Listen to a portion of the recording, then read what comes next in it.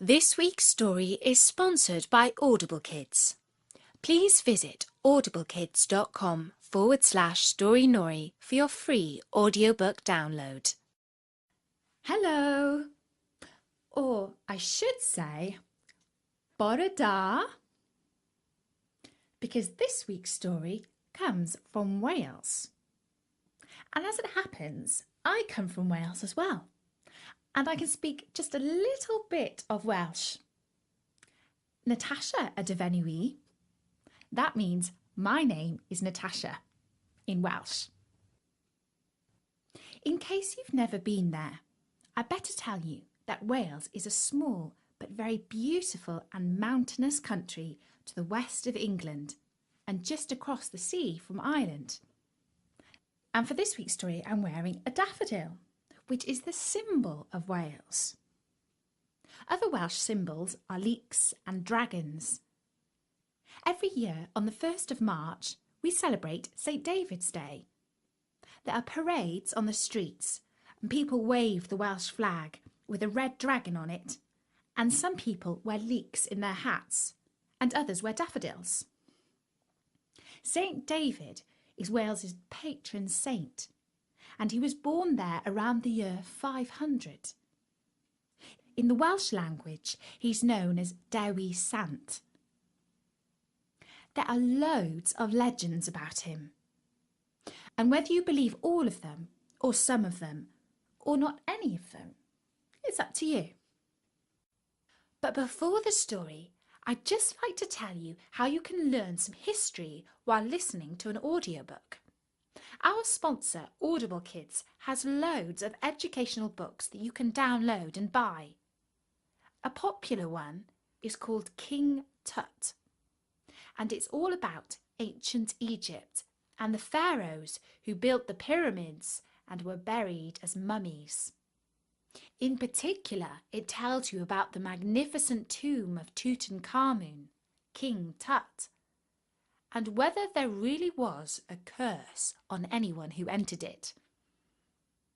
To download this book, go to storynori.com and then follow the link in our sidebar to Audible Kids. From there, search for King Tut or look through the other non-fiction books. Now, where was I? Ah, yes, the story. David's father was a king, and some say he was the nephew of King Arthur, whose knights sat at a round table. David's mother was a very poor but beautiful young woman, and the king did not look after her.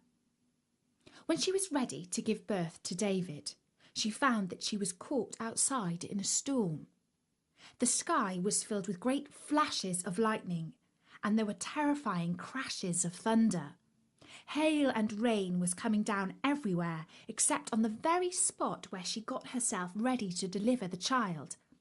All around her was dry and lit by the sun. Soon after that, David was baptized by a blind monk. Some of the water from the font splashed into his eyes, and immediately he could see. When David grew up, he became a monk, and he travelled around Wales and England. He founded monasteries and churches, including the famous Abbey at Glastonbury, where it is said that King Arthur is buried. You can still see the ruins of the beautiful abbey to this day. David told his followers to be vegetarians, and of course, they ate a lot of leeks which grew in Wales. The monks who joined him had to give up much more. They didn't use animals for farming, and they even pulled ploughs themselves instead of using oxen. They weren't allowed to own any possessions, and if one of them said, "my book," he had to do a penitence, which is a kind of punishment. Despite his tough ways, St. David became very popular, perhaps because he had a gift of working miracles. For instance, when his neighbour's land was drying up, He stuck his staff into the earth and a spring sprung out of the ground. He did so many miracles that a local ruler became very jealous of his popularity. And his wife told him to send slaves with sticks to beat David and his monks. But as the slaves came to attack the monks, their arms lost all their strength, and all they could do was to hurl filthy insults at them. When they returned home, they found that all their master's cattle had died. The woman sent them back to the monks to beg forgiveness. And this time, when they returned home, all their cattle had come back to life. Another time, some of St. David's monks turned against him and decided to poison his food. But a friendly monk who lived in Ireland foresaw this in a dream, and he sent St. Scythian to warn David. There were no ships ready to carry Scythian to Wales, and so he waded into the water, and a sea monster picked him up on his back and carried him across the sea. When he arrived, he warned St. David that his monks had put some deadly poison into his bread. At dinner time, St. David took the bread and broke it into 3 pieces. He gave 1 piece to a dog and another to a crow. Both immediately died. Then he blessed the 3rd piece and ate it himself.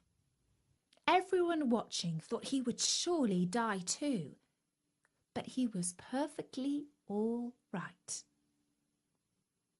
Later, when a visiting monk needed to travel back to Ireland, David lent him his horse, who walked across the sea just like he was on dry land. Halfway across, he met St. Brendan, who was travelling on the back of a sea monster, and they both remarked what wonderful things saints could do. David's most famous miracle happened at a great religious meeting. There was a vast crowd of people in the audience, and none of the bishops who spoke could make themselves heard except for David.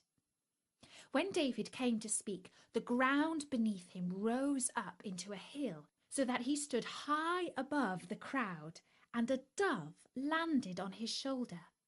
His voice rang out as clear as a trumpet. St. David is often pictured speaking with a dove on his shoulder. David became bishop not just of the Welsh, but of all the Britons. At that time, the Britons often had to fight off Saxon invaders from Europe. Before one great battle, St. David told the army of the Britons to wear leeks in their hats as a kind of uniform.